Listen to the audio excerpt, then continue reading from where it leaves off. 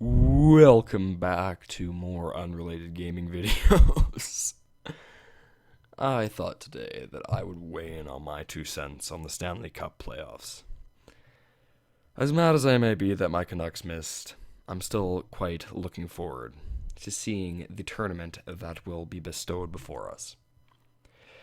As you can see on screen, I have my playoff picks made, and I will explain them for you. Because, that's what these playoff preview videos are for.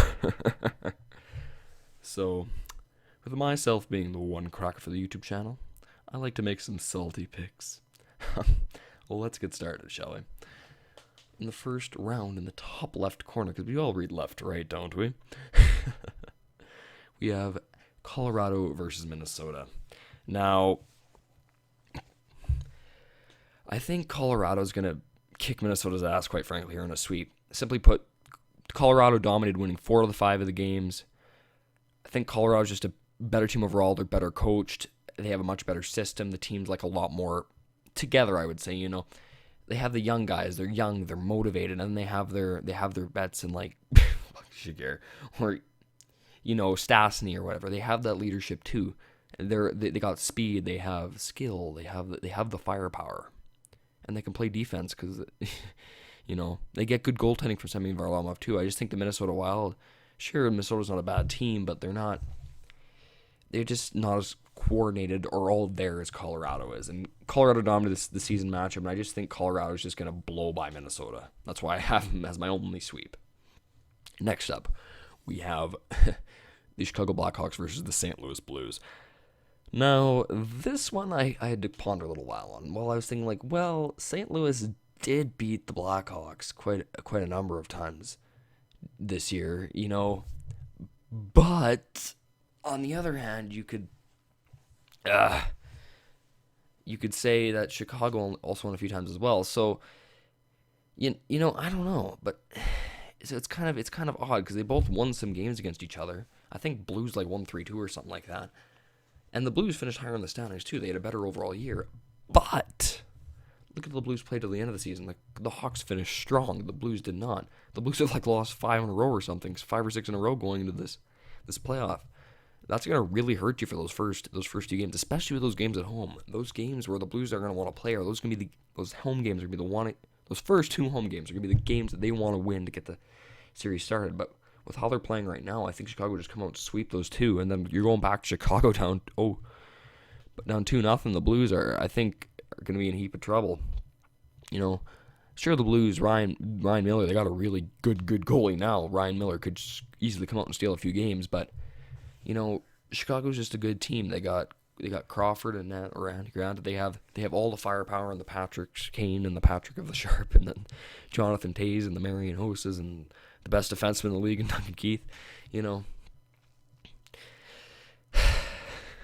I just think the Chicago Blackhawks, they're just more experienced. They're a lot more, I don't know, they seem a lot more, not motivated, what's the word for it? They just seem a lot more ready to go with how the Blues have played recently and how Chicago's finished. I think the Blues will be able to win a few games. I think Ryan Miller will hold them in there. But I think Chicago's gonna get through this series without too much struggle, winning in 6 games. Moving on to the Anaheim versus Dallas series. Now this one's a bit of an interesting one. This is kind of like the Battle of the Pacific. There could be lots of goals scored in the series. I think Anaheim won 1-6-3, Dallas won 1-6-3, and then Dallas won 5-2. It was quite a split, eh? A lot of goals. But I really don't think that's going to translate into the playoffs, because it's often, when you watch the playoffs, it's almost always the best defensive teams always make it the furthest. And who's a better defensive team, Anaheim or Dallas? Well, Anaheim's not great. They're certainly better than Dallas. Dallas gives up quite a number of goals. I mean, Dallas's goaltending can be inconsistent at times. Their forwards can sometimes just go completely cold, Dallas is kind of a little less, they're just kind of inconsistent. Because there'll be times when guys like Tyler Seguin won't score for 10 games and hold a hat trick, It just, there's a lot of inconsistency with this Dallas team. I think that the Anaheim team is just a lot more mature and ready to go. But I think the Dallas if they do kind of hit those hot spots in the series, they could steal a few games here and maybe even win the series. But I just don't see that happening to stretch them to win 4 games. I think Anaheim wins in 6 here. Moving on to probably the matchup I'm most excited for in this opening round, San Jose versus LA. This is going to be quite the hell of a series. Last year, these two met in the playoffs, and San Jose won on 7. LA won in 7 games very narrowly. They won 2-1 in Game 7. It was a very, very close, hard-fought series. Yeah, I think San Jose probably has the edge offensively. LA has the edge defensively. I think goaltending-wise, LA's got the advantage with Jonathan Quick, but don't count Antti Niemi out. I think San Jose are probably a little better special teams-wise, but when it comes down to it, like I was saying before, it's usually the best defensive teams that go further in the playoffs, providing they're playing well. And I think LA has got that going for them. I think LA will be able to just kind of outlast the Sharks. Well, I think the Sharks are probably a little better right now with their offensive firepower. They just have, in terms of offensive firepower, San Jose is well ahead of LA. I just don't see it winning them a series. If you remember a few years ago, Pittsburgh versus the Flyers, that crazy 6-game series where there's so many goals scored. Remember when the Flyers met New Jersey in the second round? It was just, they got crapped by defense, and they lost in 5. Remember that? Yeah. Kind of similar situation here, but I think San Jose's firepower is going to get them through a few games, but I think LA's just going to be able to outlast them, and Jonathan Quick's going to probably steal a game or two there with a pair of shutouts or a shutout or something. So yeah, LA in 7. Changing my picks on the fly. 7. Now we have another interesting series, the Bruins versus Detroit. A lot of people are counting out Detroit in the series. I don't know why. Detroit won 3 out of 4 games this year. I think that's at least worth something. Though Boston did finish 25 points ahead, but I think that kind of evens itself out. You always should look more towards the matchup rather than the displacement. So yeah, I think Boston's a much better team overall. They're just a lot deeper. They have 2 really good top. They kind of 3 really solid forward lines. They have lots of guys on their team that can just chip in points every night, and they kind of get production from all different guys, all different lines. They have really good defensive team with Johnny Boychuk, Dennis Seidenberg, Big Z, Zdeno Chara, and they might have the best goaltender in the league. Or no, Jonathan Quick's the best goaltender in the league, but they have one of the best goaltenders in the league in Tuukka Rask. See, the Bruins can really score a lot of goals, and they can really keep the puck out of their net. And really, if Detroit's going to win here, it's going to be through fluke. So I really don't know. Sure, Detroit's not bad, but I think their age is going to start to show. I mean, I think it's going to be kind of a case of Detroit's going to be like that team like they were against Chicago last year, where Chicago was down 3-1 in the series, and then Detroit just kind of rounded a gas because of their age, I think maybe Detroit come out win the first 2 games, then Bruins will storm back, win 3 straight, and then maybe Detroit will gas out a Game 6 desperation effort and send to Game 7, but then the Bruins will win it at home. Something like that, right? I think the Bruins are just a better team, and I think they deserve to win the series in 7 games. Moving on, we have the Tampa Bay Lightning versus the Montreal Canadiens. Now, this was a series that was kind of hard to pick. I was going back and forth. I was saying maybe Tampa's offense, maybe Montreal's goaltending and defense, but then it really came down to it. I was thinking, Montreal actually does have a decent offense this year. They have Thomas Vanek, or their offense really improved to the end of the year with the trading and trade deadline stuff, because they added Thomas Vanek. They got Max Pacioretty, who's almost a 40-goal scorer this year, scoring 39. They have Brian Giunta, he's pretty good. They got Danny Briere, and you know how he is in the playoffs. And they got PK Subban on the back end for offense. So, I think Montreal Canadiens can almost match Tampa in terms of offense, especially with Tampa not having Martin St. Louis anymore. So yeah, I think it's just a matter that the Canadiens, I think, are just a little bit of a better team, especially in the goaltending department and defense. So, because Carey Price, you saw how he played in the Olympics, 3 goals against in 6 games. Holy fuck, man. If Price played through like that for the whole playoffs. The Kings just won the Stanley Cup, but I don't think that'll happen. But I think it could very well happen in like a series or a few, or just maybe a stretch of 3 or 4 games. I just think Carey Price is going to really outplay the whole Tampa team, But alas, I'm going to take the Canadiens in 6 games.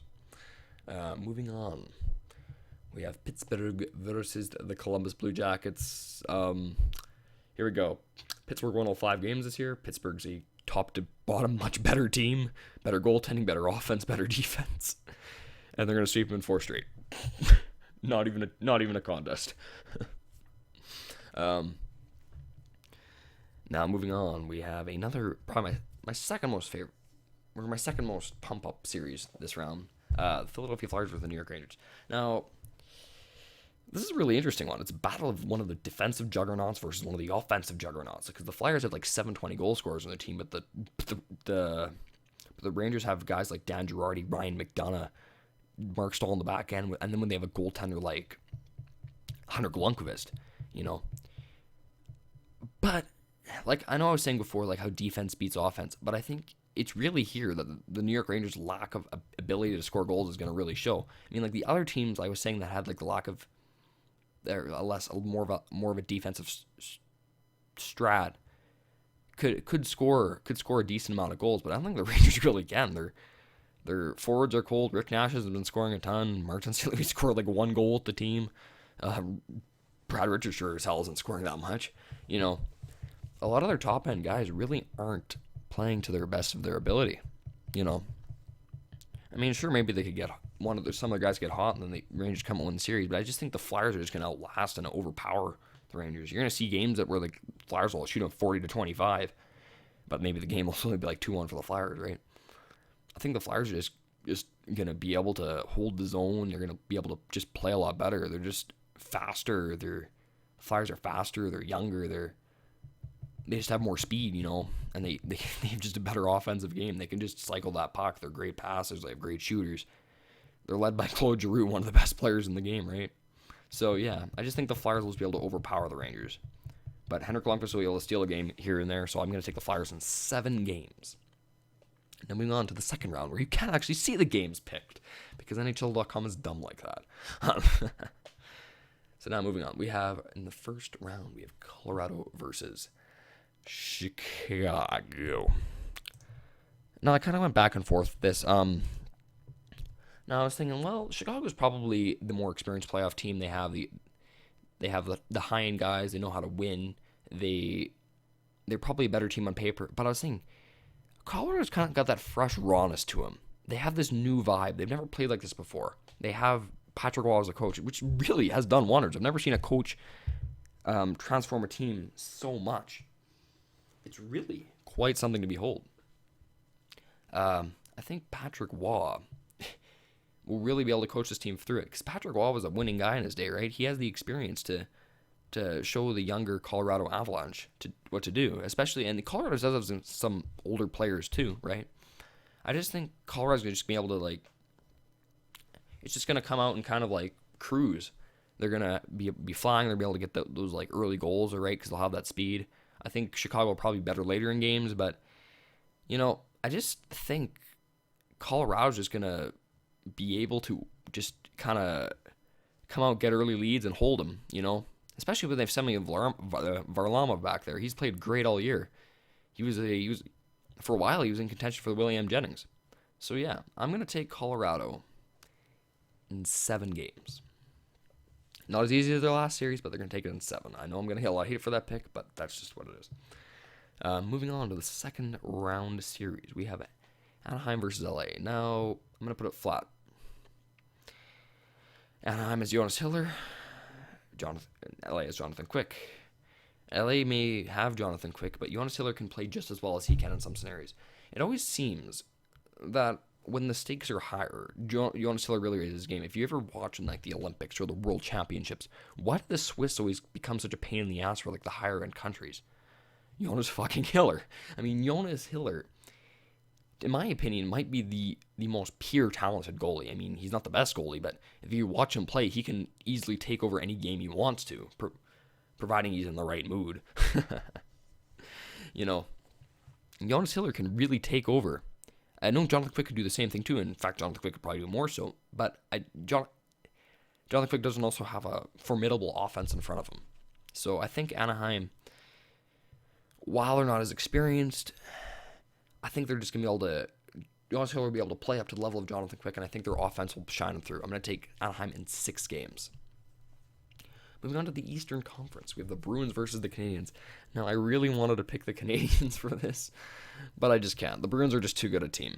While these teams seem to meet up in the playoffs a lot, I just think that the Bruins are just they're a better team top to down. They're about equal in the goaltending front. The Bruins are better defensively and they're better offensively. Sure, the Canadiens can squeak out a game here and there, but I think it's going to really come down to special teams. The Bruins are very, very good. They're good power play. They're very good penalty kill, and they can really take apart. They can really pick down that Montreal attack and break them down defensively. I think the Bruins are a better coached team. They can cycle the puck well. They're very gritty. They can be in your face. So yeah, I'm gonna take the Bruins in 6 games. Moving on to the Eastern Conference, we have a really interesting matchup in the Pittsburgh Penguins versus the Philadelphia Flyers. Now, Penguins and Philadelphia, this is always an interesting one because oftentimes their series are very wild, out of nowhere. You never know who's going to win. But I think this year it's going to be a little more fun. Aside from Pittsburgh coming out and dominating the first game of the year 6-1, Flyers won every game after that. So it really showed that the Flyers were weaker. Man, remember, this season, Flyers were weaker early on. They improved as a team and kind of gelled together. Like, when the Pittsburgh Penguins won 6-1, that was when the whole team was struggling. That's when Claude Giroux wasn't scoring, None of their guys were playing that well, but once the Flyers got their gel together, they were able to beat the Pittsburgh all 3 times, and that's no easy feat. Pittsburgh's a very good team, And I think the Flyers they can match Pittsburgh offensively, and I think they might even be able to out-goaltend Marc-Andre Fleury. Marc-Andre Fleury's been in the playoffs these past few years.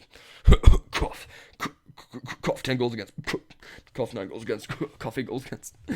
Just allowing so many goals. You know what? I'm going to take the Flyers in 6 games.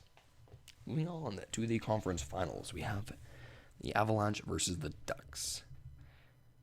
Now, I think the Ducks, they were able to match the Colorado Avalanche speed-wise and offensively, which is kind of... I think the Colorado Avalanche and the Anaheim Ducks are very similar kind of style teams. They like to play a lot off the rush and then cycle it down low and then get it to the slot. They kind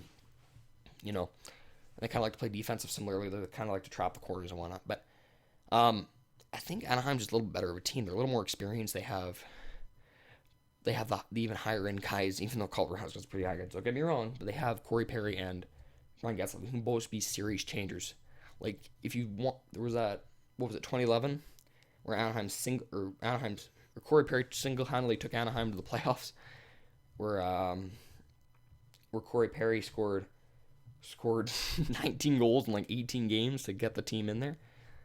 Like, Corey Perry could just go on fire and win the series for them.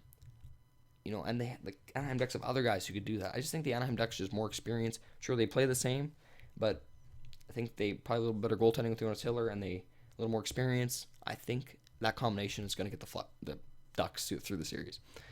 Anaheim in 6 games. Moving on to the Stanley Cup Final, we have the Boston Bruins versus the Anaheim Ducks. Now, this is kind of interesting series. They're all kind of interesting. I don't know why I keep saying that. Anaheim versus Boston. Well, this will be Boston's 3rd time in 4 years being the Stanley Cup Final, which kind of seems ridiculous considering how much parity is in the NHL. Like, the Bruins are just really that good. This will be Anaheim's 1st time in the Stanley Cup Final since 2007 when they won.